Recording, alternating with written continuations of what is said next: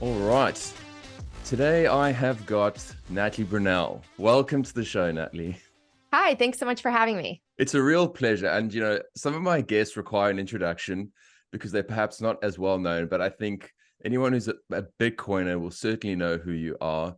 And if you Oh, don't know who Natalie is, please just Google her because she's pretty well known in the space. And I would regard her as one of my go-to people, you and I guess Peter McCormick, as, dare I say, entry-level content for normies, basically helping ordinary people just get familiar with what's happening. So that's how I look at you, Natalie. well, that's very nice of you. I don't know if I deserve those words, but thank you. I'm trying to help people understand Bitcoin, so I appreciate being in the likes of someone like Peter. Oh, yes, absolutely. Well, I was hoping we could sort of touch on quite a few things today, and I've got a little bit of a journey mapped out, but as always, I'm happy to go wherever it goes. I'd like to start out at a high level because I've heard your story several times about the fact that your folks were migrants from Poland.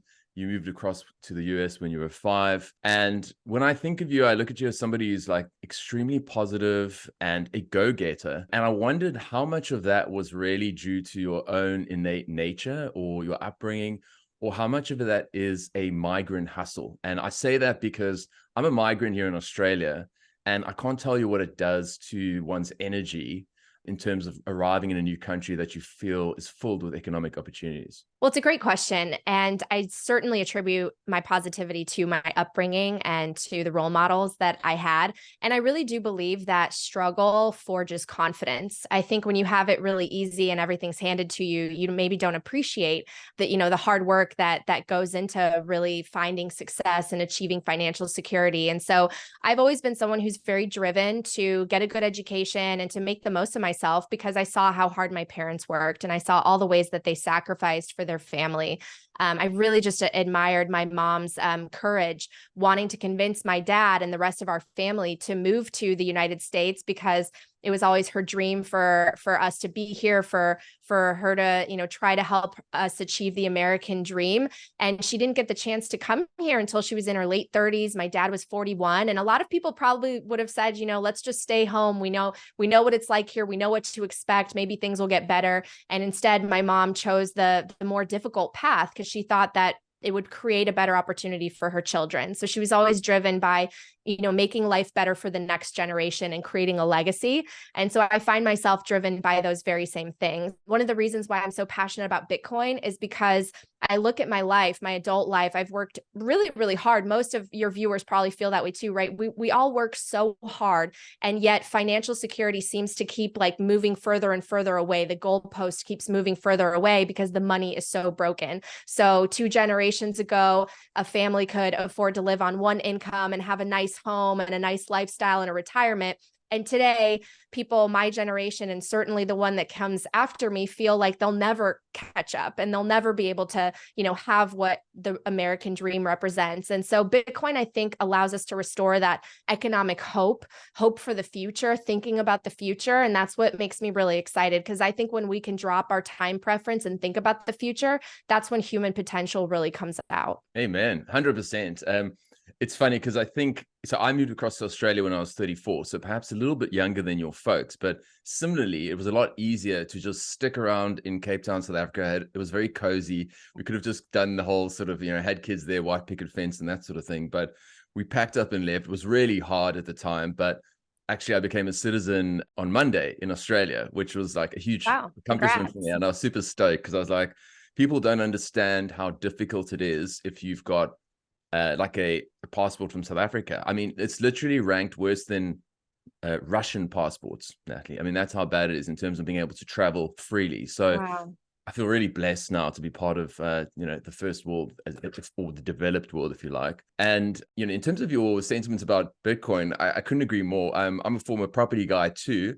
And when I looked at some of the data in Australia, you kind of go, the median sort of income you could buy, it was about the average house was about 3 times the median household income, and that was comprised of one person's earnings, right? I mean, as you said, now in parts of Australia, like 7, 8, 9 times median income, and that's 2 people's income. And so we're working harder for less, and the things that we value are getting further and further away. And I definitely want to touch on that because I think it's drawing And I think you've spoken a lot about it in terms of the division and the conflict and the inequality and all that. But on the other thing I'd like to just touch on kind of a personal note is when you sort of do the work that you do, you're podcasting, you're obviously on the go, you're attending conferences and all that jazz.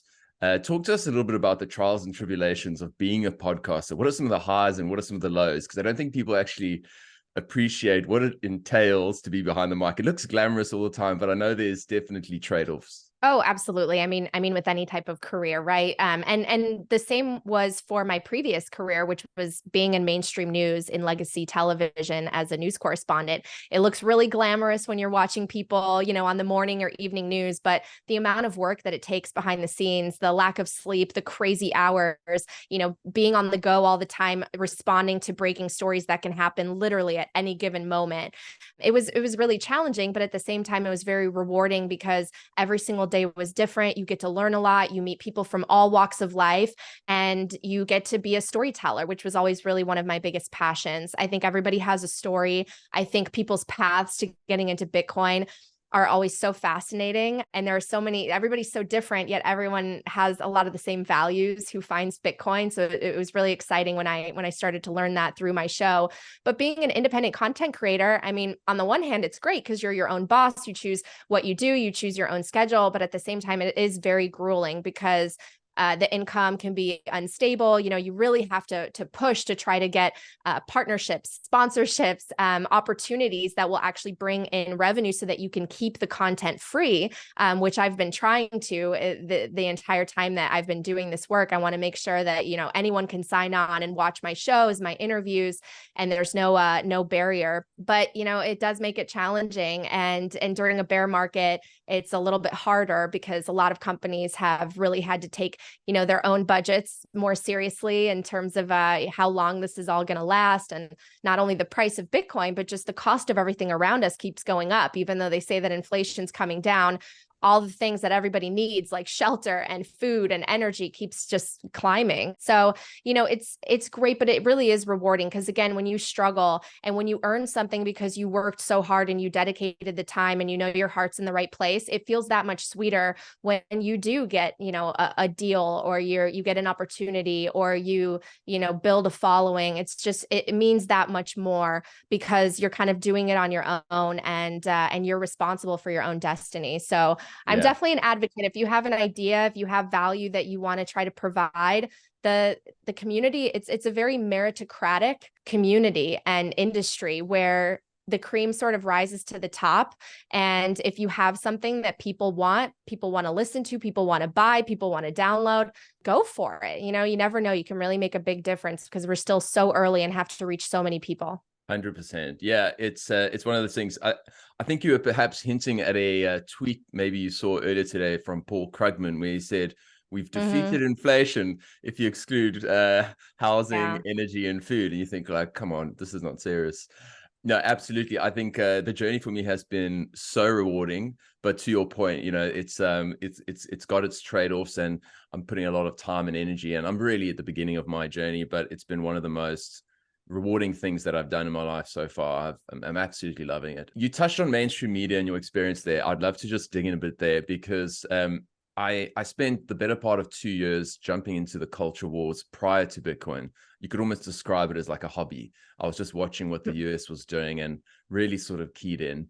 And it seems to me that mainstream media is largely broken because of the incentives, in the sense that it's funded. People don't want to be necessarily watching sort of corporate press anymore.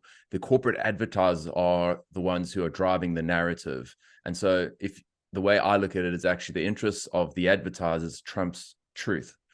That's my sense. It's a very, I guess, rudimentary framework. It's very easy just to go, no, you're all lying because of the fact that you're actually just beholden to advertisers. Is this an oversimplification, or is it more or less, in alignment with the truth there? Well, I definitely think that there's a trend, right? And you mentioned incentives. That's very true. When television networks started to compete with the internet and newspapers as well, it became very, very challenging to make the kind of revenues that they used to make when everyone watched, a appointment television or got their Sunday subscription to a newspaper. So you have a lot more competition, and you have to compete with all these different media sources that are popping up, including independent creators and podcasters and citizen journalists. So it's very challenging, but I do think that sometimes we make blanket statements. I've worked with some fantastic journalists and producers who are not biased. Maybe they're not fully educated on things like the financial system, just like I wasn't. And so maybe they're misinformed and therefore guiding their work in a certain direction because they just don't understand. And it's not malicious. It's simply ignorant. And then I do believe there are people who want to maintain control, and they're power hungry and they're greedy, and they, exhibit some of the worst of human vices. I think it's a really big mix, but I think that incentives it's really important to hone in on, because incentives really do drive outcomes. So if we are in a world where all you care about is clicks, you're obviously going to feed the beast with more and more salacious news and things that really upset people or prey on their vulnerable nerve endings, which I think are so raw for so many people, because people do feel frustrated and left behind, and they feel like venting their frustrations, and they don't have an outlet other than going on social media. People are turning to politics. I talk about this a lot. I think people are blaming the wrong things and looking for the wrong saviors when they haven't looked deeper at how our financial system works, and why the money is so broken, and why the average worker has been at such a disadvantage, and why we've been siphoning off the wealth and pooling it in the upper class. And so the slice of the pie now for the richest people is so massive, even though they're a very small group, and everyone else is sort of fighting for the rest of it. And that's really sad. I believe in competition and free markets, and we don't really have that anywhere, including in the so-called free world and in the West, where democracy is supposed to reign. We really don't have free markets. We have a system of money that is manipulated at the base layer, and there are certain people who benefit from that, and everyone else is hurt. And I really hope that Bitcoin helps us reorder that. It will probably be a little bit of a challenge, because the powers that be are so strong and they're incentivized not to allow this to happen. But I do believe that in some ways, the best technology ultimately will win. And in the same way that Frederick Hayek predicted that we won't have good money again until it kind of sneakily makes its way up, I think that's what Bitcoin is doing, and they won't really be able to stop it. Yeah, I tend to agree there. And when I look at the US political system, and we tend to say when the US gets a cold, the world gets flu. Everyone's looking at what happens in the US, whether it's culturally, politically, economically, because it kind of just spreads everywhere. And this is my assessment, and I was wondering if you would agree with it or not. It feels like the political and economic system is captured by the biggest corporates in the world. And when I think about just the sort of response relating to the pandemic, or when I think about war, as an example, there are massive incentives for these corporates to get involved, because there's tons of money to be made. So I'm wondering to what extent it feels as if the politicians are literally owned by corporates, and they don't actually represent the people as per the Constitution. Yeah, this is one of the things that really does frustrate me as an individual. It's something that I hope we shine a spotlight on so that it will change, because right now we have a system in which we have too much donor money in Washington that's calling the shots and making the decisions. And so we have candidates who become office holders for decades, who are beholden to special interests that don't necessarily represent what the public actually needs. That is very frustrating. Some people are proposing term limits, which I think would help. But at the end of the day, what's crazy is we really have that power ourselves. We're voting them in. We are choosing the same people based on name recognition or whatever we're seeing in terms of the marketing that's out there, instead of maybe electing someone new to get in there. So I think a combination of term limits, as well as just getting the message out to the public that, hey, if you want change, you're going to have to change out the people that are actually representing you, as opposed to always voting in the same people who then, preside over these positions and constituencies and end up being mega millionaires, worth $100 million being able to speak for like $100,000 a session in front of big multinational corporations, while the average person has their life getting more and more expensive and difficult. I mean, so fundamentally the system's broken.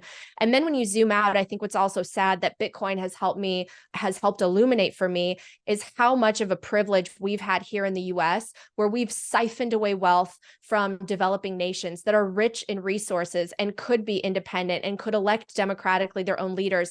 And we've just kept a monopoly over that. And we've made sure that we install people that are going to be friendly to our regime and our foreign empire policies. And then we make sure that the contracts that are executed benefit our corporations. And so the wealth that should be used to create prosperity locally and abundance and opportunity just go back to the West. And we basically leave these countries with massive high interest rate loans that they can never pay off under oftentimes oppressive regimes. And we wonder why there are still so many developing nations. And so I think that's really sad. And that's another power of Bitcoin as a tool for human rights and as a censorship resistant technology that's truly global and borderless, because people around the world need Bitcoin probably more than the average American. Absolutely.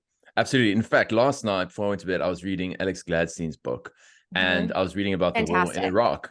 No, in Afghanistan, I'm sorry. And it was, the US has spent $2.2 trillion on that 20-year war. And obviously, we know what happened. They packed up in a rush and left billions of dollars worth of equipment and everything like that.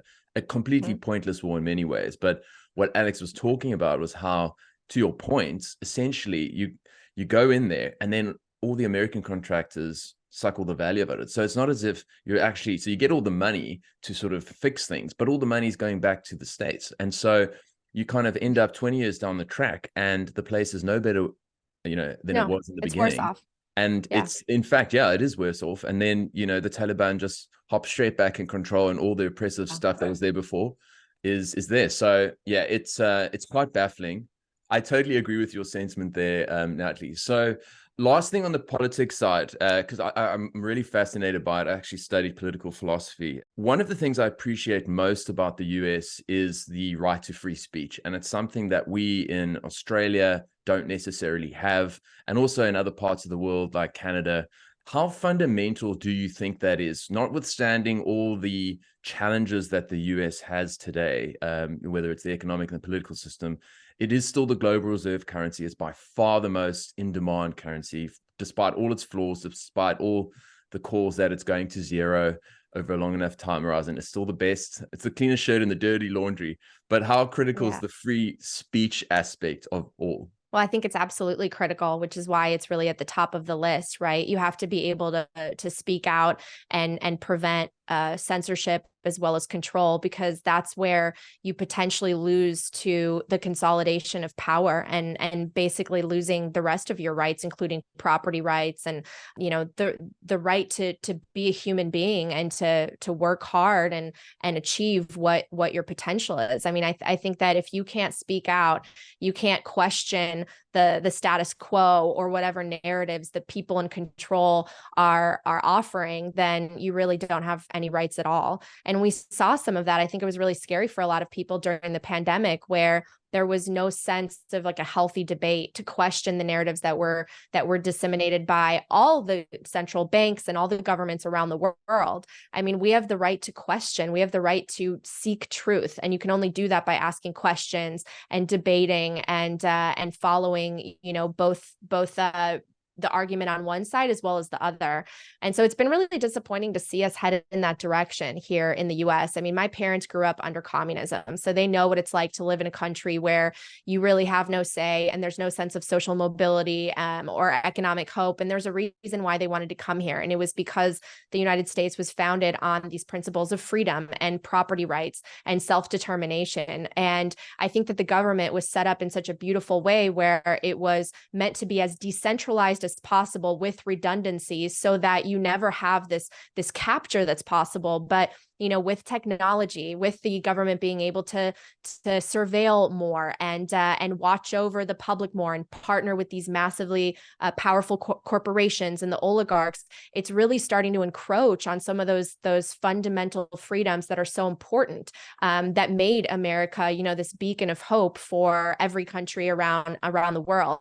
And we should never impose, our type of government on anyone else. We should serve as an inspiration. We should be exemplary and a leader that other people want to follow, and not stick our noses everywhere trying to force everyone to do what we want to do. So I really hope that we start to move in another direction, because the censorship that we've seen in the last 2 years should concern a lot of people, especially on the financial side, right? We've seen bank accounts being frozen, people's funds getting confiscated, even in Western countries. So it could always happen to you, especially once the world of CBDCs, central bank digital currencies, takes hold. So people really need to educate themselves. And I'm so grateful that something like Bitcoin can protect us from this.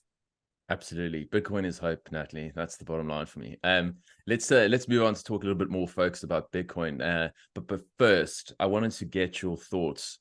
Crypto as opposed to Bitcoin. It's one of the things that I like to cover in the show. I guess some people, it depends who you are, really. If you're an institution, you might think one way. You might think of you might explain it in terms of unregistered securities, but I think the challenge I have is often explaining it to ordinary people. How do they distinguish Bitcoin from the other 10,000 other tokens that are growing by the day? What's the sort of TLDR on your side in terms of how you distinguish it? Because I think I've seen your news snippets on Fox and various other channels, and you're really articulate when you speak about this stuff. Well, look, I mean, I believe that everyone needs to make their own investment decisions. And I certainly had lessons that I needed to learn along the way, because this space is very new and the technology is really complicated to really understand at the sand level. You go deep down to the sand. So at the beginning, I invested in different tokens as well as Bitcoin. And then I saw something interesting. I saw people that I really looked up to and admired who seemed to have very altruistic, virtuous missions within the Bitcoin space, but also just in terms of reforming our money in general. And they kept saying, only Bitcoin, these other tokens, most of them are unregistered securities. If they are actually commodities, then they're not decentralized enough. They don't have the network effect of Bitcoin. And so I started to spend some time educating myself, better understanding the difference of proof of work versus proof of stake. And proof of stake really does offer an advantage to the people who already have a huge stake or a lot of tokens within that given protocol. So inherently, it reminds me a lot of the fiat system, right? Cantillon effect. If you're close to the money printer, you get to verify more transactions and so on and so forth. So at the end of that journey of educating myself, I came to my own personal conclusion that I would not invest in any of these other tokens. I am Bitcoin only. I believe that Bitcoin can actually fix the money. It not only meets the properties that make good money, but elevates them. It's better than gold. It's gold at lightning speed that's available to anyone on this planet.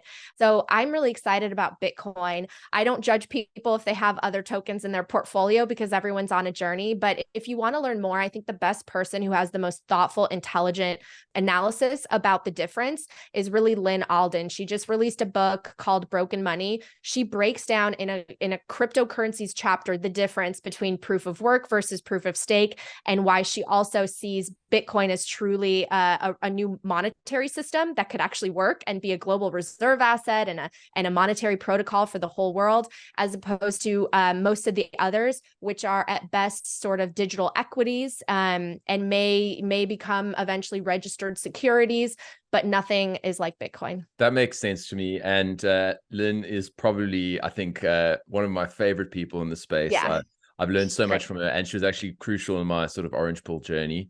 And as a former lawyer, that sort of framework works for me, because it's pretty obvious that a lot of the other stuff, are companies. I mean, it's pretty clear. You can't have a guy dancing around in a unicorn suit and tell me that there isn't a leader, you know what I mean? So I think that's pretty clear, and that's fair enough. And we don't have to touch any more on that. So one of the things, actually, I should have asked you earlier when you were describing life as a podcaster, was we have this tendency within Bitcoin to fight as a family. Like, I sometimes feel like we should reserve our bullets for real problems, people on the outside that are trying to thwart what we're doing. And we tend to fight within ourselves. Some people, you would say, are highly toxic. Some people are more open-minded. I don't think that you're probably toxic, given your stance on crypto. I think you're just saying, hey, do what you want with your money. It's your money, but just like get educated. How do you navigate the world of Bitcoin politics? Because I know that there's people who've had spats and very public spats online, and obviously being somebody who wants to engage with the community in a positive light, like how does one do that? Like, because it's not easy, I'm sure. Yeah, it's definitely an interesting space. It's got a lot of personalities, and I think about that meme that Joe Rogan once shared, and it's a cartoon of an old man, and it's the end of his life, and he's in a hospital bed, and a little thought bubble comes up, and it says, I wish I argued on the internet more, right? Yes. I I think that at the end of all of our lives, the things that will matter most are the connections that we made, the people that we were able to serve and make their lives better, and the families that we have. And so for me, I just think that debate is healthy. I love that people challenge each other's ideas. And I think that that's how we grow and learn. But I think it should always be done in a constructive way where people aren't, throwing insults and really just kind of going low with regards to how they treat one another. I think there's just like a basic respect that we should all offer, even people that you disagree with. I mean, again, over the last 2 years, I feel like so many friendships and partnerships and just connections were broken and lost because people didn't agree politically on the same things. And that's really sad. I don't think that represents the best of us. I think a lot of people end up resorting to that because they just feel something else going on in their life that they can't deal with, and it's an outlet. One of my mentors is Jeff Booth, and I think he's always really thoughtful when he talks about how the way that someone treats you is a reflection of them. Maybe they're going through something. And so you should just always be nice. You should always be respectful, because you don't know that person's battle and what they might be taking out on you. The book, The Four Agreements, talks about this too, right? It's not about you.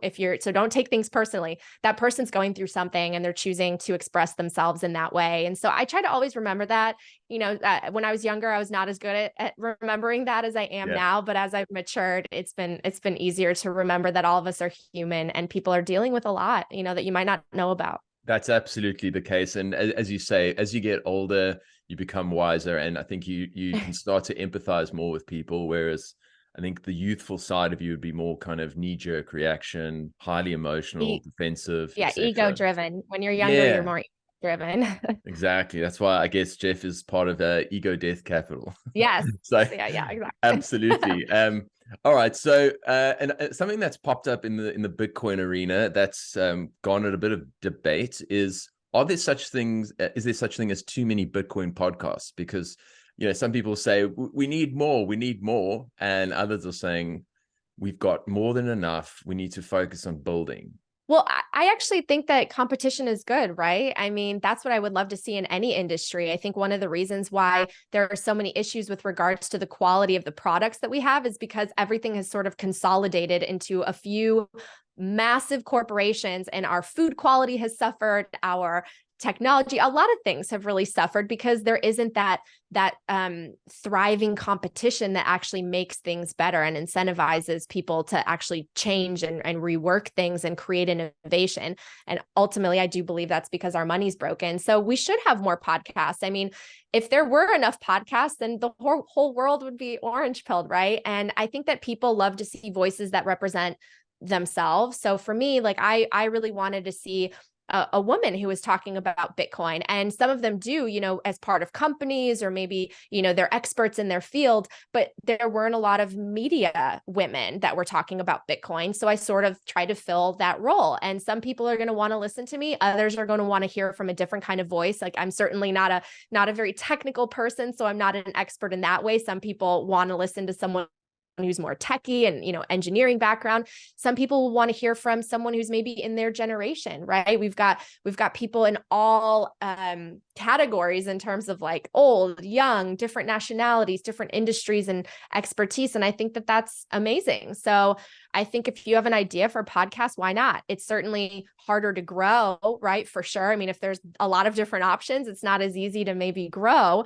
But at the same time, I really do think the more voices, the better, and the more education that's out there, the better. Yeah.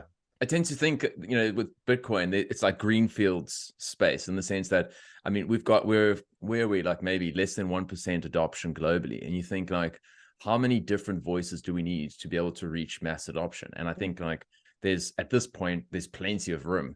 It's just because of the fact that we're all competing in inverted commas for the 1%, it can feel like you're shouting into the abyss. But I know that in the fullness of time, there's more than enough for everyone to eat. One thing I wanted to find out was when you look into the future, and I think like we always speak about Bitcoin as hope, and you look at the broken system, like whether it's economically, politically, everything like that.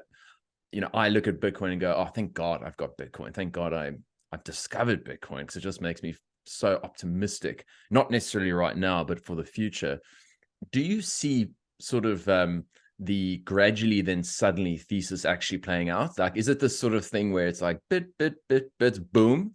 Or is this going to just kind of gradually accrete over time? Because I don't know where I stand on that. Yeah, I mean, I think that it's going to come in steps, right? So it'll be small versions of the gradually then suddenly. And what I mean by that is I don't see a day where you wake up and it goes from 25,000 to 2 million a coin, right? I mean, that would mean I think something catastrophic has just happened. And I don't know if any of us want something like that.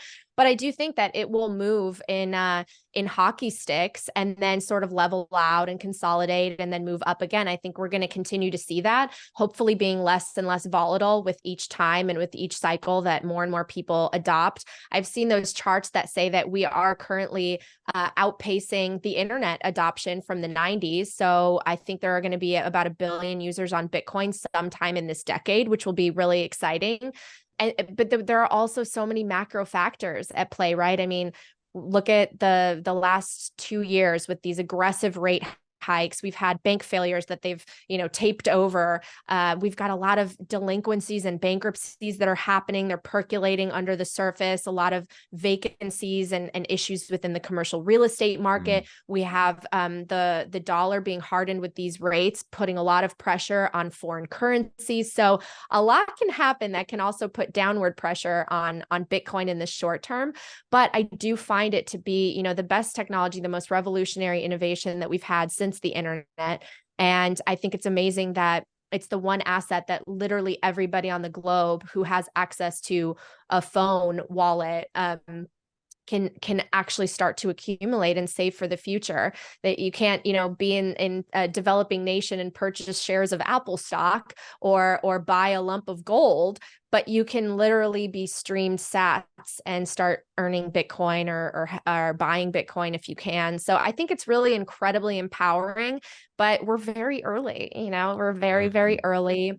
I can't wait to see how the next couple of years play out, because as you mentioned, for me, this really is about hope. I reached a point where I was in my, 30s thinking that by the time I reached that, I would have been so much more financially secure. I looked back and I felt like I gave up so much in terms of chasing a career to become financially secure and take care of my family and help my parents. And I wasn't able to achieve what I really wanted. I was still always just behind, trying to tread water, as opposed to finally feeling like I can take a breather and say, look, like I can finally have a house, or I feel more comfortable about my retirement or whatever. And so that's what I think Bitcoin has given me, is this sense that now I can look at the future, and I do believe that we're right. I do believe that we are at the beginning of a revolutionary technological change, and we're on the right side of it because we're early, and that could be life-changing for our families and for the friends and for everyone that we tell about this. I just think Bitcoin is great for everyone. And if I didn't have Bitcoin, I think I would have a more negative outlook about how I'm going to take care of myself in the future, how we're going to resolve some of these political issues and the division that we have, and just in general, how I'd be able to kind of survive and have a family and think decades into the future. Absolutely. Yeah, 100%. I agree with everything you've said there. And when you think about what is likely to be the biggest driver of adoption, and this is just pure speculation, but why not? Let's give it a go. And you can think of things like the medium of exchange, the store of value, the unit of account. You can think of the censorship resistant aspect. You got remittances. You can think of like central banks sticking on their balance sheet. You can think of people going, oh, well, it's a credit default swap on sovereign bonds, as Greg Foss says. You can think of it as, hey, these CBDCs are an Orwellian nightmare. Finally, we need some freedom money. Like, which of those kind of, when you look at them, is likely to, drive the biggest amount of adoption in the next decade? I think the thing that will drive the most adoption is number go up. I NGU, really do. NGU technology, the powerful NGU technology. Yeah, because if you really need Bitcoin, of course, it's so great that it is there and you can use it if you really need it. But it is very volatile in terms of a store of value, right? So in terms of it's great that you can send transactions and it's censorship resistant and it's borderless and you can protect yourself.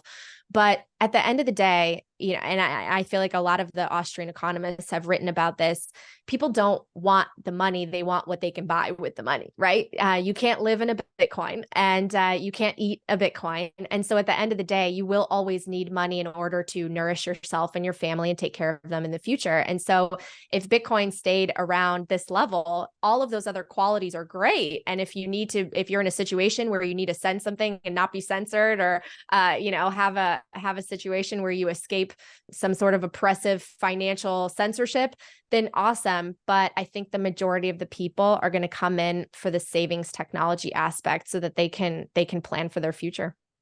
That's right. And, I've heard you talk, Natalie, about the fact that you sort of identify with the way that Saylor describes Bitcoin as not being competitive to the dollar, because I don't think it's helpful to say in the Fed. And, we sort of like, it feels like at the cypherpunk level, that's what we should be saying. But in terms of wanting to get this through to 8 billion people, that's probably not the right message. So I'm really on point with that. What does hyperbitcoinization actually mean in that case? Because for a lot of people, it's like, well, hey, man, I'm going to be able to spend my Bitcoin, at retail outlets, and everything will be denominated in Bitcoin. And I tend to feel like it's a little bit delusional. Like, I think government's always going to want fiat. It's always going to exist, in my opinion. I don't know what hyperbitcoinization means in that context. I mean, I honestly compare this to really the internet, and why I say that is because I think of myself. I was young when the internet came out. I was it was the 90s. My family had just immigrated to the U.S. We got our first computer sometime in the 90s. I remember it was like a Dell or a Compaq. I can't remember that, but I was using the early internet and I had no idea where this was going to take everything. The fact that we have a computer in our palm at all time, we can look up people's locations. I can FaceTime with someone that's on a different continent. It's transformed businesses. The biggest companies in the world were born out of this internet revolution, and they are so powerful. And yet we have so much more freedom with the internet, right? There's so much more control and attempts to control us and surveil us, but there's also so much more freedom. You can connect with people across the world. You can communicate and send value. And I can sell something, overseas if I wanted to create like a merchant relationship. And so I think that Bitcoin will serve as that too. There will be attempts to sort of control and know how people are transacting. And in many ways, I think that with the Bitcoin blockchain, it's more transparent than the current system, because if you know who an address is associated with, you can literally see everything that they've done, right? So it's kind of interesting. And I think privacy tools will have to be built on top of that to obscure some of that. But at the end of the day, I think because it's so revolutionary, because it's so decentralized, because it's so valuable and useful to billions of people, it will be adopted and it will take hold. And maybe it'll take many generations for it to play out as say like a global reserve currency or asset. I think that maybe, the work that we're putting in now, we won't be able to rest under the shade of that tree that we're planting, but future generations will. I mean, I do believe that in a world of AI and technology and self-driving cars, that we do need a digitally native currency that we can absolutely trust, that's unhackable, that nation states can't bring down, that's incorruptible, and that is Bitcoin. So that's revolutionary. That's transformative. That is like the money of the future. And so I definitely envision that world, and I don't see why it can't happen, because at the end of the day, it's the people's money, and there are more of us than the elites. And I Yes. think we can make that call. Yes, absolutely. It's almost like you're saying, with the internet, it kind of it disintermediated all of the, I guess, centralized groups that had controlled information, and that took what, 20 to 30 Yeah. years. And now Yeah. what Bitcoin's doing is disintermediating the role of central banks, and that could Yeah. play out over the next 20, 30, 40 years. So it's Well, and almost, going yes, back to your free speech comment, I mean, at the end of the day, the powers within the US who wanted to stop encryption, including the person who's in our presidency here in the US, Joe Biden and other elected officials during the 90s wanted to stop encryption and install backdoors. The public won because they published code, and code is speech. Code is free speech. It's math. It's ones and zeros. So that's, I think, incredibly powerful too, because that's what Bitcoin is. yes, 100%. Yeah, and that's something that also came through in Alex Gladstein's book, how the cypherpunks were really saying, look, we're not going to ask for permission. We're not going to go to government and say, hey, please can we get the right people in? We're just going to use technology to go around them because it's peaceful Exactly. and it's opt-in. Do whatever you want. Exactly. Super. Exactly. Natalie, in terms of like your broader macro framework, I know you say you're not a macro expert, but you've spoken to some of the smartest people in the space, and you probably know a lot more than the average person I know here. How much does the Fourth Turning and the Sovereign Individual, those two kind of books, fit into your way of thinking? Because it's very easy and to fall into the, I've seen people criticizing those frameworks as being sort of the plan Bs of, the whole plan B model that didn't actually materialize, and saying like, it's just too neat and all the Bitcoiners are falling in line. Is that something that informs your framework? Because it does mine. Well, that's really interesting, because I do find some of the narratives interesting. And, as far as looking at history, how often there has been, say, a change in currency or a massive war. There are some interesting observations. However, when I read The Fourth Turning, what I found to be, what I found to stand out is that my parents didn't fit into how their generation was described. And so I think it's a very America-centric book, because my parents don't fit into it. It almost felt like a little bit of generational horoscopes. I Yeah. didn't feel like I fit into it, or some of my peers. And so I think that it shouldn't be rigid. I do find it interesting that there is this long-term debt cycle, which I recently talked about with Lynn. And if you went to other countries that have been facing things like famines or wars before some of the horrible things that have been erupting lately, would they, for them, the Fourth Turning started maybe a decade or 2 decades ago, right? So like around the world, I don't think we can make a blanket statement, but I do find it informative that reserve currencies don't really last more than 100 years. And we really are at that stage where there is possibly a shift that's going to happen. Luckily, we have a technology that can fill the void. We don't have to go back to the gold standard, or try to, with a bunch of central banks that inherently don't trust each other. But also, Fourth Turning, the reason that I also don't want to spread that message too much is because it's so negative in my view. A Fourth Turning feels like it's this total death, destruction, chaos that ultimately does lead to a rebirth. But to me, it's almost like it's a ship sinking. It's an earthquake. It's this seismic shift that is disruptive. And I think that one of the reasons I'm really passionate about Bitcoin is it's a parallel system that you can opt into peacefully. And it is this arc that any of us can start to rely on as a life raft without all of the chaos and craziness. I don't think that, any of us want to see a world war erupt in a nuclear age, right? I don't think we want people to face destruction and a depression and all the horrible things that could happen if we let this system play out on fiat rails. So Bitcoin gives me hope that we can actually avoid or soften the blow of what would be a, say, fourth turning. Yes. And that makes perfect sense. I mean, absolutely. I've read it, and there's a lot of it that I go, wow, that's actually quite prescient. But then I think back to my folks growing up in South Africa during apartheid. I'm like, this has nothing to do. This was a flourishing period in the US. Meanwhile, you've got an apartheid state. So like, come on, what's going on? So it certainly doesn't touch on everything, but it's useful as a framework. And it just makes intuitive sense that the good times can't last forever and that things are cyclical. And that's about as much that I draw from it, but certainly it makes sense to focus on the good side of things and focus on what you can change in your life, and focus on, like, I mean, the Bitcoin is what really gives us hope. And that's what we're trying to do, give as much hope to people as possible. Well, and what I do believe that sort of it lines up with the fourth turning is the easy times create weak men create hard times create strong men create easy times, that like pinwheel. But I think that given where you are in the world, and that's really by chance, right? None of us choose where we're born or to whom we're born. I think that we could be at different periods depending on where we are. Yeah, that makes intuitive sense, 100%. Natalie, all right, we're nearing the end of our time here, and I was hoping we could just do some quick, relatively rapid fire questions, if you like. I thought I'm going to try something new. So outside of Bitcoin, what are the things you're most passionate about? I love cooking. I'm kind of a homebody when I'm not traveling for conferences, and I love sharing love with people through food. Lovely. I can't get enough. In fact, too much. Best movie of all time? Pretty Woman. Oh, I love it. I actually went to Rodeo Drive to that shop. Yeah, that's brilliant.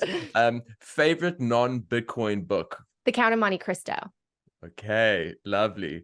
And lastly, what is the thing that you love most about Bitcoin? That it gives people hope around the world. Wow. Okay. Wow, there we go. Nice one.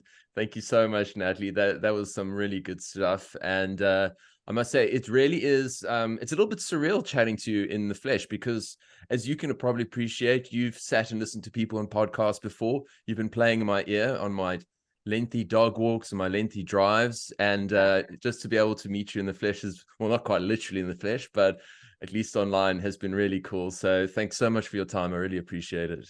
Well, thank you. It's an honor to be here. I wish you all the best with your show, and hopefully we'll meet in person someday. Absolutely. And you've always got an open invite to come visit Straya. All right. Thank you. Cheers. Thanks for listening to today's episode. I hope you enjoyed the conversation and that you got some value out of it.